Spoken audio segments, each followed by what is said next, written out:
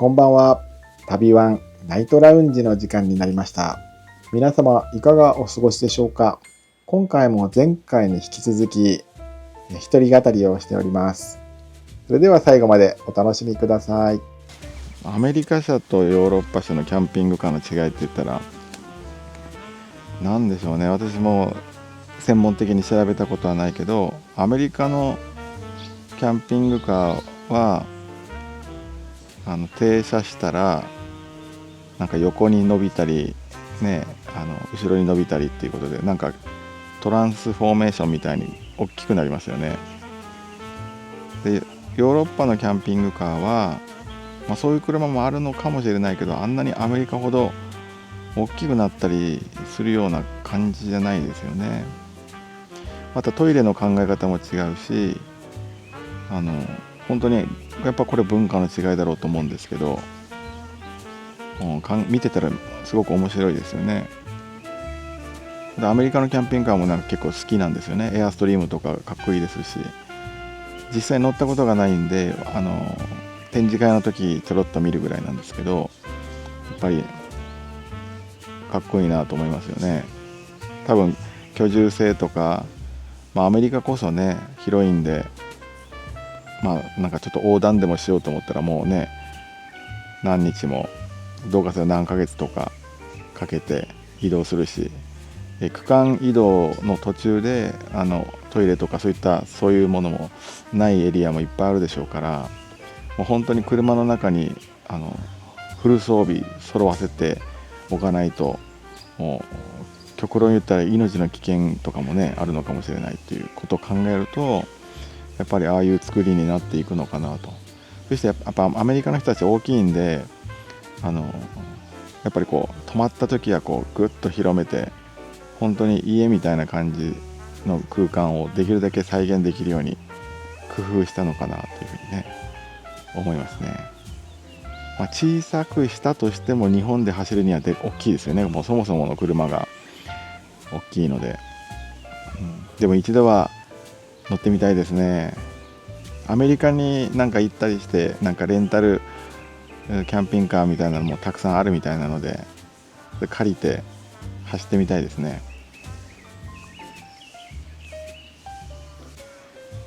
なんかいつか MBCC でも皆さんと一緒に海外に行ってキャンピングカーみんなで並べて走って、一緒に旅をするみたいな企画とかできたら面白いですよね。アメリカもそうですし、ヨーロッパもそうですし、お隣韓国でもね行けますから、なんかいつの日かそういったのが現実になると、これまた楽しい、向こうの人たちともね交流とかもできるかもしれないんで、なんか面白そうですよね。なんか一回企画してみたいなと思ってます。今こうやってオートバイもねこうやってキャンプして、いいですね。荷物をたくさん積み込んでね、オートバイでああやってキャンプするのって、本当にバイクも車も非常に楽しい乗り物ですね。なんかいろいろと今まで、その車の、企画とかオートバイの企画とか少しずつやってきたので、なんか皆さんでなんかお聞きしたいこととかがあればコメント欄に、書いていただけたら、またそれに対して、調べたり、私が知っていることであればお話できたりするかもしれませんので、ぜひ何でもこんなことがやってみたいとかですね、海外行ってみたいとかですね、バイクでどうやって行ったのかとかですね、興味があればコメント欄に書いていただければ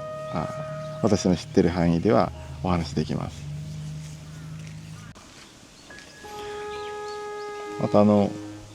皆さんご存知かどうか、日本オートキャンプ協会っていうのがありまして、別名通称ジャックっていうんですけども、日本オートキャンプ協会っていうのは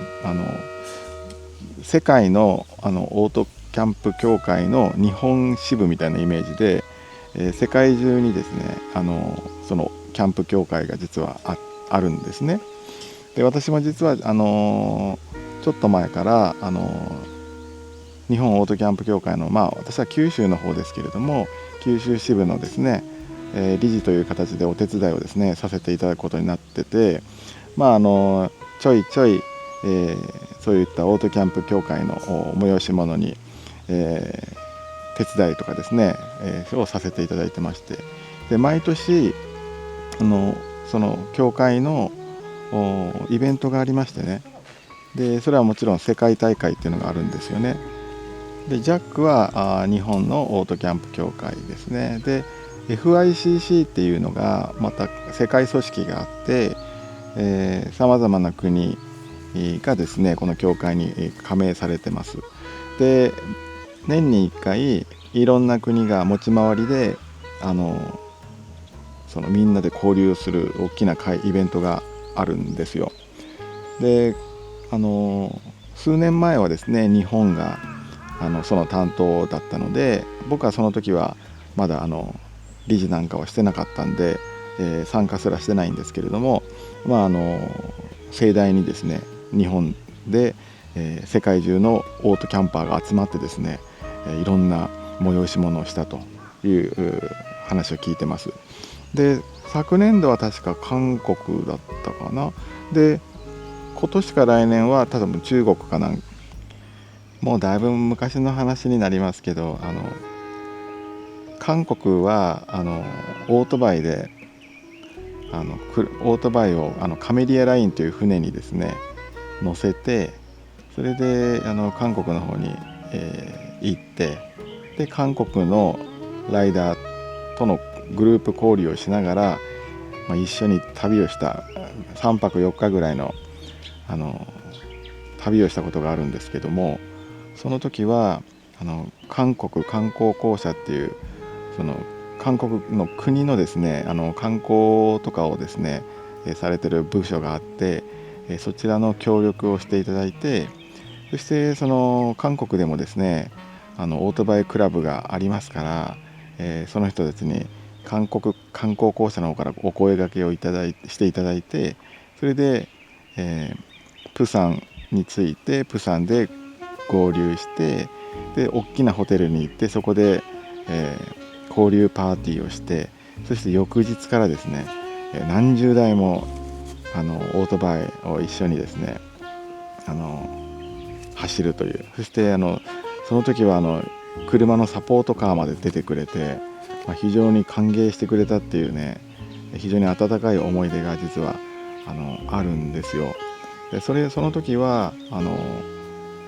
オートバイだったんですけれども、これをねモーターホームでキャンピングカーで行くっていうのもね、韓国だったら自分のキャンピングカーを船に乗せて、行くことができます。他の国も行けるんでしょうけど、費用がびっくりするぐらいの価格になるんで、それだったら向こうで借りた方がいいってなると思うんですけど、韓国ぐらいだったら行けますよね。そういう風ななんか一生の思い出のようになりますし、向こうの人たちとも交流ができて、それが SNS でですねまた、別れた後でもお話できたり、あるいはその後個別で遊びに来るよみたいなことになったりして、非常にいい交流ができますね。だからそういうふうなことがキャンピングカーの中でもできたら面白いですし、そういったことしたいよって言われる方も結構いらっしゃるんじゃないかなと思いますから、いつか機会があったらそういう企画なんかもですね、これは旅行代理店と一緒にやらないとなかなか難しい話なので、旅行代理店と一緒になってやっていくみたいな形になるから少し大掛かりなんですけども、でもそんなことでもできたらめちゃくちゃ面白い思い出ができるんじゃないかなというふうに思ってます。今年はですね、2026年ですけども、確かドイツで開催されると聞いておりますし、来年はまた違う国ということで、皆さん持ち回りでねそうやってオートキャンプの仲間の集いみたいなのが、合ってるんですよ。で私もね今年ドイツ行きたいなと思ってるんですけども、なかなかねお仕事の都合もあって行けるかどうかちょっと定かではないんですね。ただ時間のね許す方はそういったものに参加してですね日本で、ツアーみたいな形で行けるので、みんなで行ってですね、そしてドイツのその会場で各国のですねオートキャンパーたちと交流をするというね、なかなか味わえないような楽しい、イベントだと思います。でその後はもうご自身自由にですねもう少しドイツを回りたい方もいらっしゃればそのまま帰られる方もいらっしゃるし、ホテルに泊まられる方もあればキャンピングカーをレンタルして泊まる方もいらっしゃると思います。でドイツの方々はもちろん自分のキャンピングカーとかそういったので参加されたり、あるいはそのオートキャンプなのでテントの方もいらっしゃると思うんで、マイカーでテントを持ってきてですね、でそこで自分のテントを張りながらそこのイベントに参加するという風なスタイルじゃないかなというふうに思ってて、私もこれ行きたくてしょうがないんですけども、まだ実は一度も行けていないと。でそのうちね本当に行こうと思ってます。で皆さんこういったものにですね興味があればですね、まずは日本オートキャンプ協会のですね、ホームページがありますんで、そちらのを見ていただくと情報出てますし、この世界組織の詳しい情報も出てますし、入会もできるし、実はですねオートキャンプインストラクターっていうのもねちゃんとあって、そういったものもですね受講できるようになってます。で非常にですね充実したキャンプライフ、オートキャンプライフをね楽しめるんで、おすすめしますね。私もインストラクターの資格も持って、で資格を持ってでまたインストラクター同士の仲間が増えたりとかですね、このキャンプライフがさらに深まって、つわものがたくさんいらっしゃるんでですね、その人たちと仲良くなって、そんなやり方あるんですかみたいなお互いお話ししながらですね、日々を楽しんでいるということでございます。今日はもう本当にゆっくりな時間をね過ごさせていただいてまして、これがやっぱりキャンピングカーライフの醍醐味というか、ちょっとね1時間走っただけでも、日本の場合はねどこでもこういう湖がある場所とか自然がある場所って恵まれてると思うんで、そういったところにちょっと足を運んで、そしてそこでゆっくりとですね、森林浴を楽しむっていうのは最近ねAI とかそういったのがすごいんで、日頃コンピューターを見たりそういったデジタルツールにですね触ってると思うんですけども、やっぱりデジタルデトックスっていう形でたまには自然の中にですね入り込んで、そういう AI とかコンピューターを触らない時間帯っていうのも結構大事なんじゃないかなというふうに、最近思ってます。でこういうふうにここ1時間ぐらいですねゆっくりと外を眺めていくだけでですね、これはデジタルデトックスにつながっていくんで、目にとってもすごくいいですしね、いいことずくめじゃないかなというふうに、思いますね。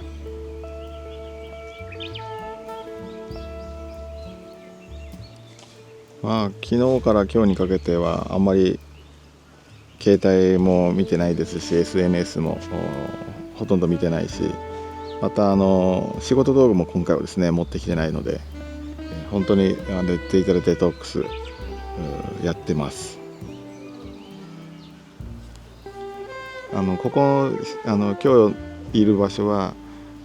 大分県の志高港というところなんですけども、ここは本当にやっぱおすすめの場所で、私も小さな頃からずっとここにはお世話になってるんですね。なのでキャンピングカーでこちらの方にいらっしゃる場合はこの志高港をおすすめしますし、MBCC の、オフミーティングをもし九州でするなら、私はここは候補地の一つとして入れたいなというふうに思ってます。自然公園ですし、湖がきれいですし、すごくいい場所なので、皆さんにですね味わっていただきたいなというふうに思ってます。